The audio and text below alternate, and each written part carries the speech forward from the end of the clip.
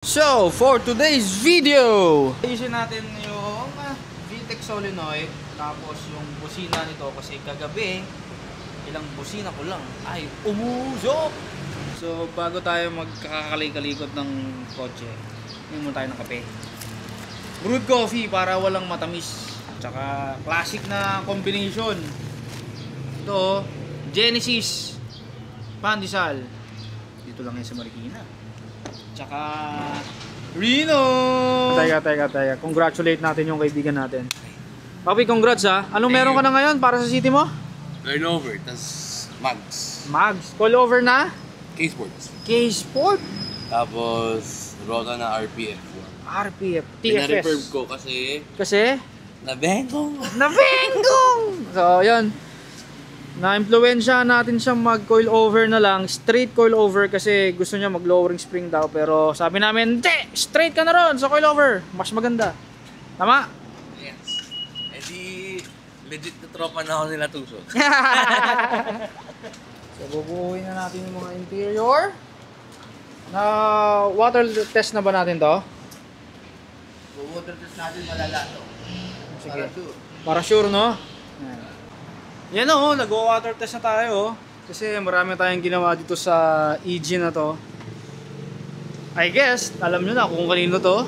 Kaya, ayusin natin ng maigi. Upon checking dun sa wiring natin, ay kailangan natin mag-rewiring. Kasi, naka-open na yung mga linya natin. Nabalatan. Papalitan natin ulit ng relay. Tapos, meron ka ng fuse? Meron na tayong fuse. Lalagay tayo ng fuse para pag nagkataon na ulit, yung fuse na masisira. Bigat tol. Bigat yarn. So, ito na yung Ardega oil natin. 5W30 na Synth SX na pwede sa diesel and gasolina. Basta merong SNCF, ayan, API SNCF, pwede yan, both diesel and gasolina. Tapos, meron tayong Pure Sports na 5W30. Ito yung with ester oil na talaga naman, no? Maganda to kasi naka-ester racing oil na tayo. Pang truck, pang daily, high revving auto. Lagi kang high RPM, lagi kang hataw ng hataw, pwede to. And meron tayong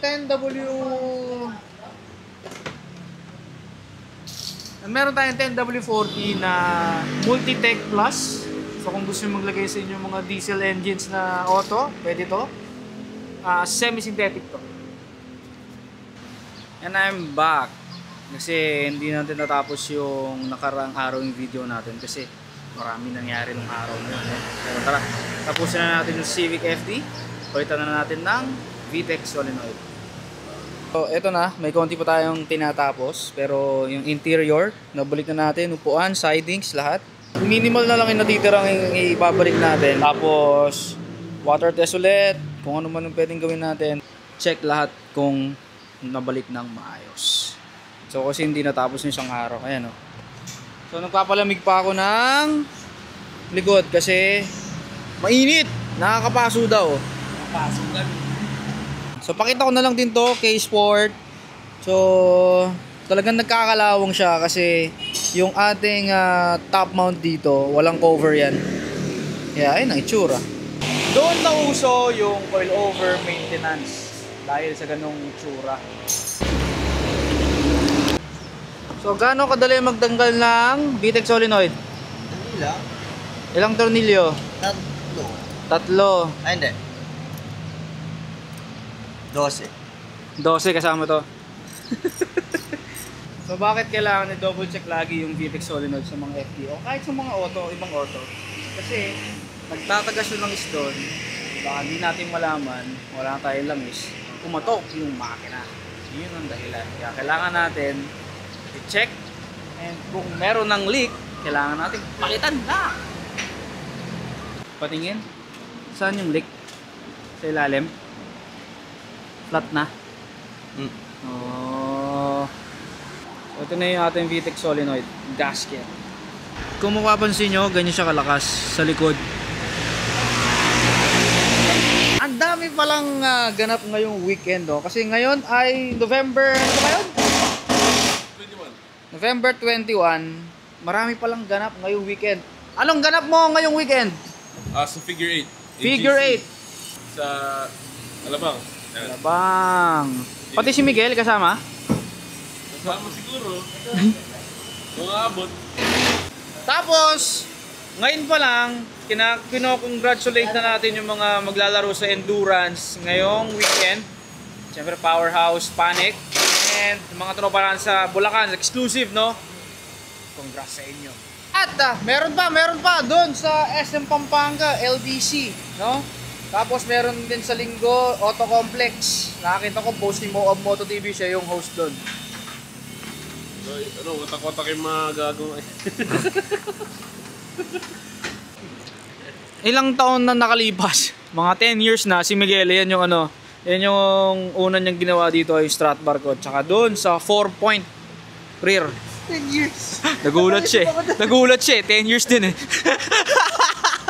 Kahit sa ilang taon pa lang ako nun. Wala ka ba tusog noon 10 years ago? Alep, hindi tumatanda Pa rin ako magkaman. After 10 years, ayaw mo mag-torno, tol? Sige, after 10 years, ano lang gusto mo mangyari sa buhay mo? Nagba-back to stock na ako. Gusto ko na ng PMS eh. Gusto mo na mag-PMS din? Ang daming gusto mangyari. Nahihimatay naman sa 4-5. 10 years ago, anong ginagawa mo pa nun? High school pa lang ako nun. Idol ka pa lang nun? Ikaw, 10 years ago, anong ginagawa mo nun? Lamon lang. Ha? Lamon-lamon lang? Lamon. Ikaw, 10 years ago. College, 9 years in working. Nagtotota pa ako. Saan yan? Saang school? Marami school eh. Kasi yung ko, nung college ako, 4-year course. Oh. Isang course, isang year. So nakarami ka rin course. So pwede ka na sa intercourse.